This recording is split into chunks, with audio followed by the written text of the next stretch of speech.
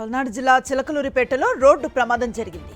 Yerragondapalem SI నిర్లక్ష్యపు driving కు ఓ వ్యక్తి బలి అయ్యాడు. నిద్రమత్తులో కారుతో 2 బైకులను ఢీకొట్టాడు ఎస్ఐ చౌడయ్య. ఒకరు మృతి చెందగా మరొకరికి తీవ్ర గాయాలయ్యాయి. గాయపడ్డ బాధితుడు ఆసుపత్రిలో చికిత్స పొందుతున్నాడు.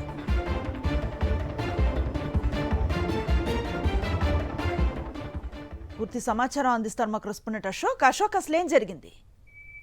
చిలకలూరుపేట మండలం కోతవరం దగ్గర ఉదయం కారు 2 బైకులకు ఢీకొంది. అయితే ప్రకాశం జిల్లా ఉప్పమాగులూరు నుంచి పాలు తీసుకొస్తున్నారు.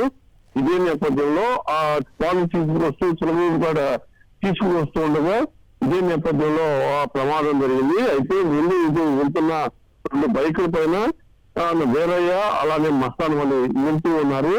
ఒక్కసారిగా కారు వచ్చి ఢీకొనడంతో ఇద్దరికి గాయాలైనవి. అయితే ఈ కారు నడుపుతున్నది మాత్రం చౌడయ్య అనే ఎస్ఐ కారు నడుపుతూ ఉండగా ఒక్కసారిగా ఆ బైకులను ఢీకొనడంతో ఒక్కసారిగా వాళ్ళ బైకుల నుంచి కింద పడిపోవడంతో గాయాలని వెంటనే ఎస్ఐ తాను కారు ఎక్కించుకుని తీసుకువచ్చి హాస్పిటల్లో జాయిన్ చేశారు. అయితే స్థానికులు మాత్రం తాను నిద్రమత్తులో నడుపుతున్నాను కారు, అందుకే యాక్సిడెంట్ అయిందని కూడా స్థానికులు చెప్పడం జరిగింది. వెంటనే వాళ్ళిద్దరిని hospital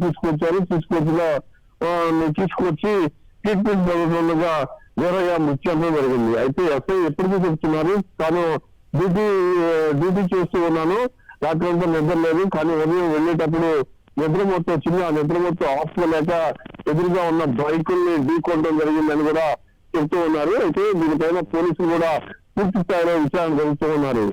right, thank you Ashok.